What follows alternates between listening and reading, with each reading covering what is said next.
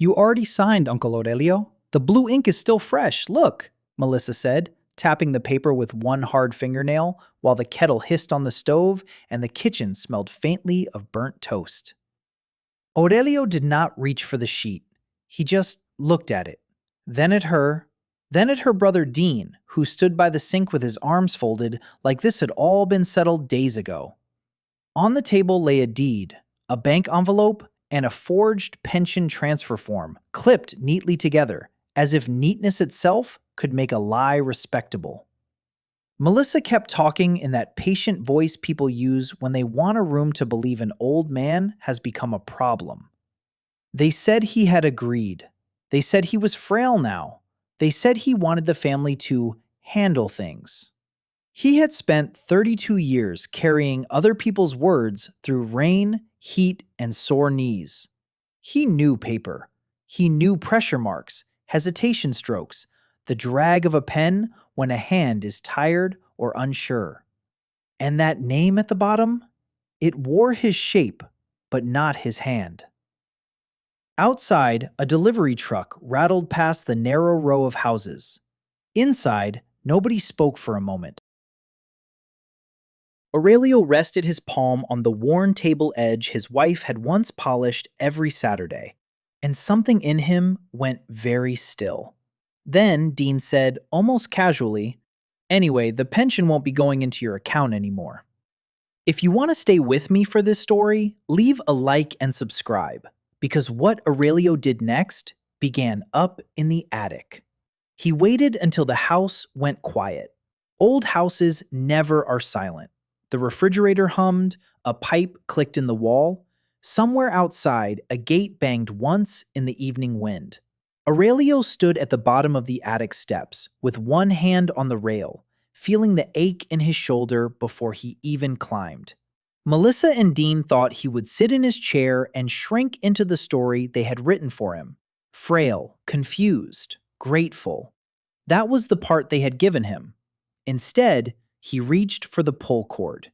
A bare bulb flickered on, and the attic opened around him, in a smell of dry wood, dust, and old paper. Up there were years nobody had cared about. Winter coats and cracked plastic, a broken lamp, and the attic boxes of correspondence he had never thrown away. People think a postman only delivers messages. That is not true. Some men carry whole seasons of other people's lives in their hands. And after enough years, a few of those traces stay with them. He brought down the first box slowly, dragging it step by step against the stair edge. Then another. By the time the hall rug was covered, his breathing had grown rough, but his eyes were clear. Inside were bundles tied with string.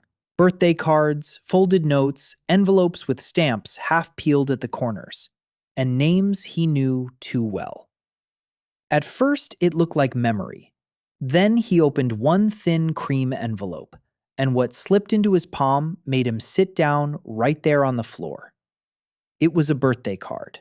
Nothing grand. Cheap cream paper, a spray of printed flowers on the front, the kind bought in a hurry from a shelf near the register. But when Aurelio opened it, the room seemed to narrow around him. Inside was Melissa's handwriting from years earlier, all loops and careful curls, thanking him for helping with rent when things were tight again. Tucked into the fold was a little note she must have slipped in by mistake, asking him not to mention the money to Dean. He read it twice, then turned the envelope over. That was when his thumb stopped on the ink. The address was hers. The postmark was clear. The date was clear too. He reached for another bundle, this one tied with faded green string. Out came folded requests for loans, promises to pay him back, apologies written after missed birthdays and borrowed favors. Some were quick notes, some were 3 pages long. All of them were ordinary in the way real life is ordinary. And all of them had passed through those same hands. Aurelio spread them across the rug, careful not to bend the corners. The lamplight caught old stamps, smudged seals, postal marks from different seasons. Among the postmarked and dated letters was a holiday card from Dean, signed in a broad, slanted hand that tugged at Aurelio's memory so sharply he felt it in his chest. He rose, crossed to the kitchen, and brought back the papers from the table. Then he laid Dean's card beside the name on the deed and stared. He kept the two signatures side by side for a long time. The kitchen clock ticked above the sink. A car passed outside, throwing brief light across the wallpaper. And then the room dimmed again. Aurelio leaned closer until his nose almost caught the dry paper smell. Dean's card had a certain swagger to it. The long tail on the D, the heavy pressure on the last name, that little slant upward at the end, as if the writer wanted to sound more certain than he felt. The name on the deed tried to copy that confidence. Tried, but not well enough. The same thing happened when he compared Melissa's neat loops to the note attached to the bank envelope. A shape repeated itself, never his hand. You could fool a clerk in a hurry, maybe. You could fool family who wanted to be fooled. But if you have spent half a lifetime sorting names by street, apartment, and route, your eyes learn small truths other people miss. He pulled a lined notebook from the junk drawer, the one with grocery lists on the first pages, and opened to a blank sheet. Then he began to write dates. The date on the deed, the date on the forged pension transfer form, the day they claimed he had signed willingly. And with that date, something old and sharp came back to him. A narrow bed in another town, the smell of menthol rub, rain tapping a window he did not recognize, and a nurse telling him not to get up yet. Aurelio looked at the page, gripped the pen harder, and whispered, "I wasn't even here." The next morning, he did not confront anyone. He washed his mug, folded the blanket on his chair, and slid the notebook into the inside pocket of his coat. The street outside was still damp from night rain, and the air carried that cold metal smell that comes after a storm. Aurelio walked slowly, not because he had nowhere to be, but because he was thinking. If the date on that paper was false, then memory alone would not be enough. Memory can be brushed aside. Paper is harder to brush aside. He went to the post office just after the morning line thinned out. The place had changed since his years behind the counter. Brighter lights, newer shelves, less conversation. But it still had the same scent of cardboard, tape, and printer ink. A young clerk with a braid pinned over one shoulder looked up from sorting bins and said, "Can I help you, sir?" He nearly said no. Pride does that to people. But then he took out one envelope, then another. "I need to understand these dates," he said. Her name tag read Hannah. She studied the stamps, then the addresses, then the old route marks scribbled in pencil along the edge. Her face changed in that small, honest way it changes when someone realizes they are looking at more than clutter. "These aren't random keepsakes," she said softly. He gave the smallest nod. Hannah glanced toward the back office, lowered her voice, and tapped one envelope with her finger. "Mr. Aurelio, why is this postmark from the week you were supposedly signing papers at home?" He did not answer her right away. Instead, Aurelio looked down at the envelope in Hannah's hand, at the black circle of the postmark, at the date sitting there so calmly as if dates never ruin lies. The sorting machines clicked in the back. Somebody laughed near the parcel window. Life was going on all around him, and yet for him, the whole morning had narrowed to that one stamped corner. "I was staying with my sister," he said at last, "in Brook Hollow. I was in bed most of that week." Hannah's brows drew together. She did not give him that pitying look people use when they have already decided an old man is mixing things up. She reached under the counter for scrap paper, wrote the date from the envelope, then the date from his notebook, and set them side by side. "If this was mailed from Brook Hollow," she said quietly, And they say you signed it home that same day. She let the thought finish itself. That afternoon, after her shift, she came by the house. The hallway still smelled of dust and old cardboard. On the rug lay opened bundles, stacked by year now, not by sentiment. Hannah knelt among them, careful with each crease, and soon the floor became a map.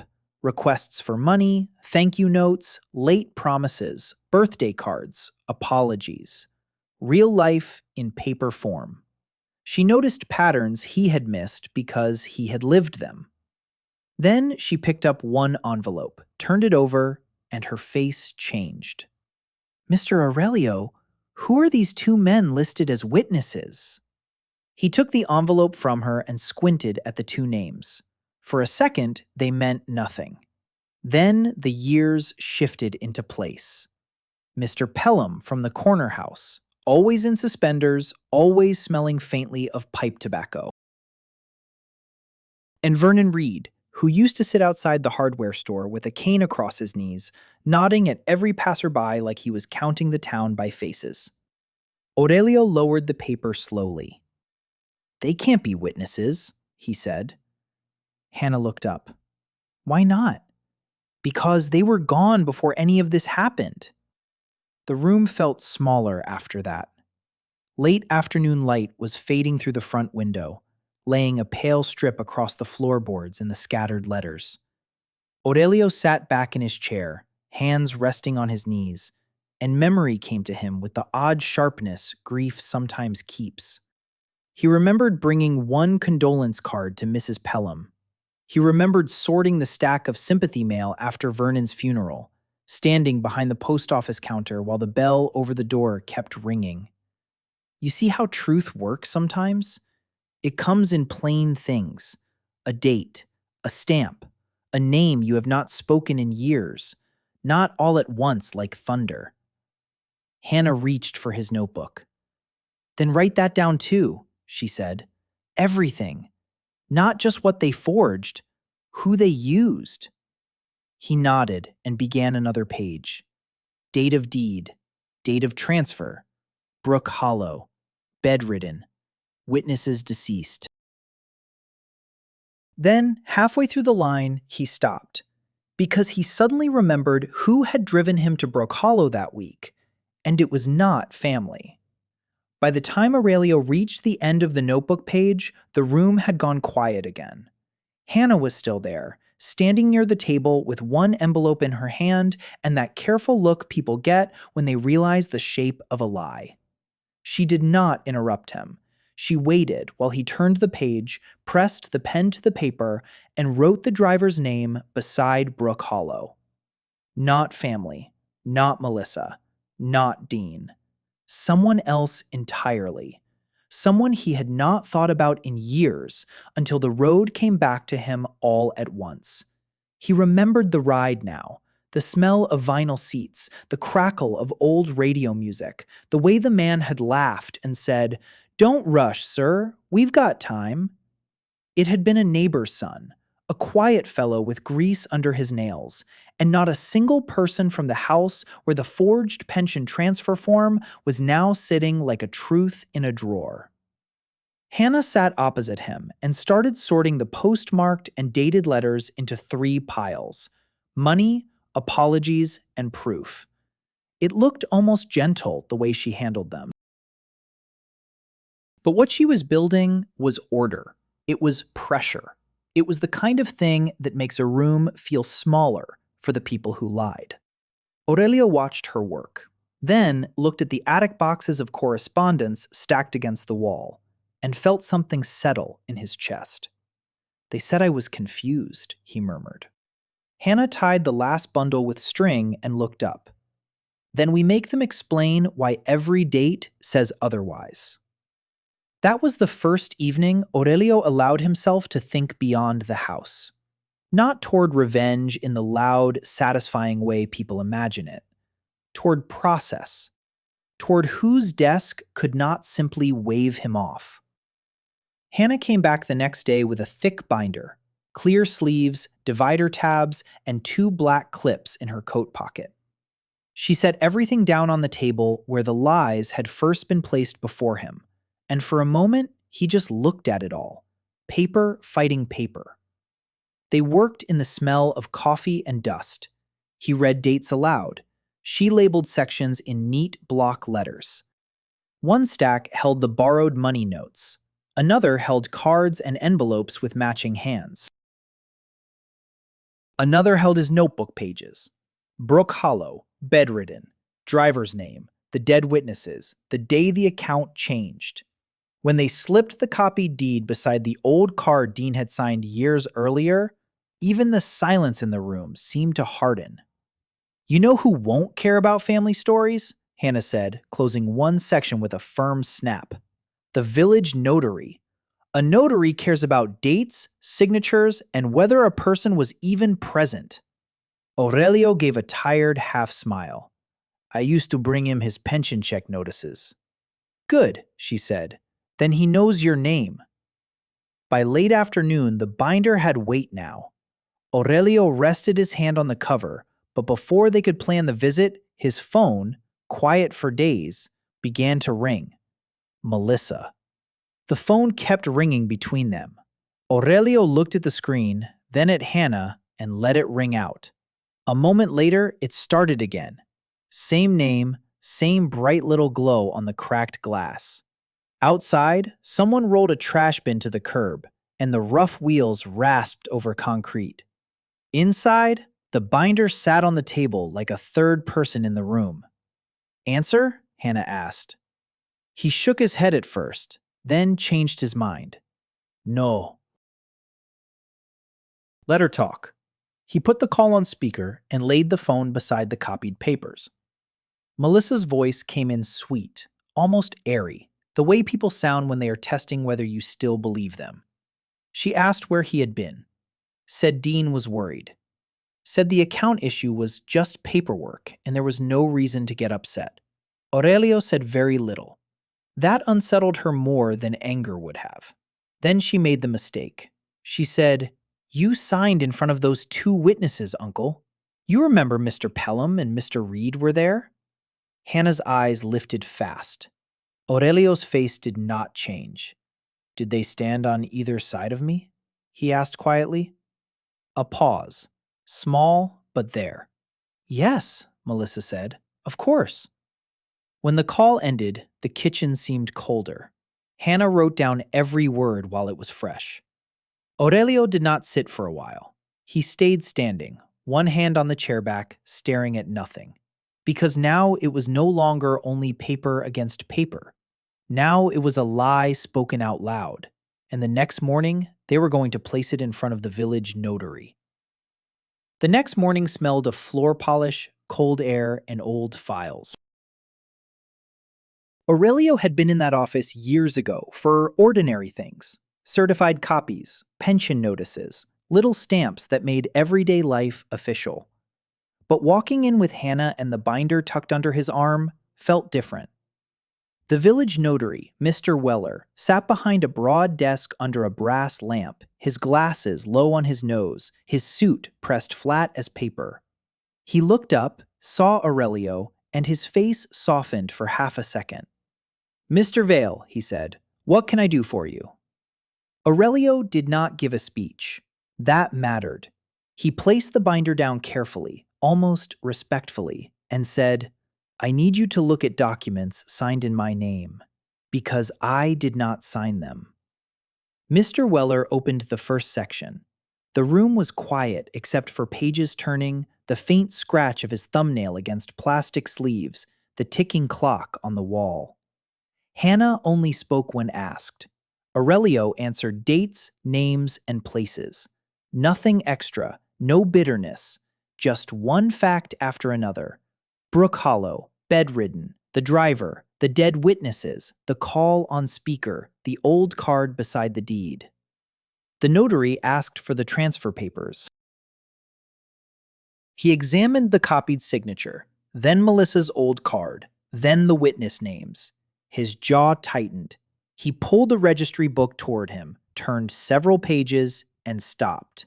His finger rested on one line longer than it should have. Then he looked up at Aurelio and said, very quietly, "These witness names should never have been accepted. And this acknowledgement number belongs to a different filing entirely." The notary did not raise his voice. That somehow made it worse. He moved the old registry book closer, ran a finger down the page, and then turned it around so Aurelio could see the entry for himself. The number tied to the forged pension transfer form did not belong to that filing at all. It belonged to another file, another day, another pair of names. Mr. Weller wrote that down, neat and even, while Hannah sat very still beside the binder. Aurelio felt his hands go cold from relief, the hard kind that comes when the ground finally stops shifting under your feet. "We will need copies," the notary said, "and we will need the pension office to answer for this." Hannah already had the sleeves open. She slid out the letters one by one, the postmarked and dated letters, the notebook pages, the old card, the witness names crossed by history itself. For a moment, the office was nothing but paper and breathing. Mr. Weller stamped the first set of copies with a heavy, final sound that seemed to travel through Aurelio's chest. Then the phone on the desk rang. The notary answered, listened, and his face changed just a little. When he covered the receiver, he looked at Aurelio and said, "That was the pension office. They want you there this afternoon, and your relatives are already on their way." The pension office smelled like waxed tile and old toner, the kind of clean that never feels warm. Aurelio sat in a hard chair near the counter with the binder on his lap, while Hannah stood beside him and Mr. Weller spoke in that calm voice people use when they know the paper trail is finally doing the work. Then Melissa and Dean walked in. They had dressed carefully, of course. Smooth clothes, careful faces, the same family look they wore when they wanted a room to trust them. Melissa started talking before she even sat down. Said Aurelio was confused, said someone had been filling his head with ideas, said the account transfer had been handled properly. Dean leaned on the counter and tried to sound patient, but the clerk had the notary's note in front of her now, and Mr. Weller had brought the registry book. One page, then another. A copying error, a witness number that belonged to a different file, a forged pension transfer form with the wrong acknowledgement stamp. Aurelio did not speak much. He only said, "That is not my signature," and then waited. The room went still. A supervisor came out from the back office with a thin gray folder under her arm. She set it on the counter, opened it, and looked at Dean and Melissa without blinking. "We've reviewed the preliminary record," she said. "There are still 2 things we need to verify before anyone leaves this room." And then she turned the folder toward Aurelio. The supervisor opened the gray folder and slid out 2 sheets. The first was Aurelio's original pension signature card, kept on file from years back. The second showed where the payments had been redirected after the transfer, not to a care account, not to anything in his name, but to an account tied to Melissa's mailing address. The room changed then. Even the air seemed to stop moving. "Mr. Vale," the supervisor said gently, placing a pen before him. "Please sign here." He did, slowly, clearly, in his own hand. Then she set his fresh signature beside the old card, and beside the forged one. Dean began to talk, fast and angry now. Melissa tried to return to that soft voice, but it had cracked. Mr. Weller spoke over them only once, and that was enough. The witness names were false. The filing number was false. The transfer destination was not his. The account was frozen on the spot, the transfer suspended, and the correction order was entered while they were still standing there.